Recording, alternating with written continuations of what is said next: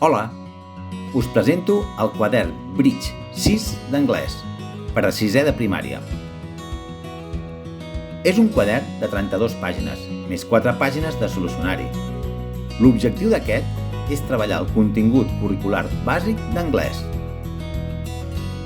Com diu el Departament d'Educació, l'ensenyament de la llengua estrangera s'emmarca en l'enfocament orientat a l'acció a partir de la reflexió, que es recull en el marc europeu comú de referència per a les llengües a aprendre, ensenyar i avaluar.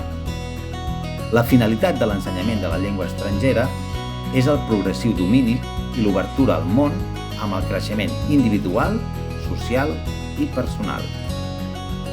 Treballem els diferents aspectes lingüístics de la llengua estrangera, amb una presentació amena, àmplia i divertida, on hi trobareu exercicis dinàmics amb el context de situacions d'aprenentatge connectades amb la realitat, que conviden els alumnes a reflexionar en el seu assoliment de la llengua anglesa.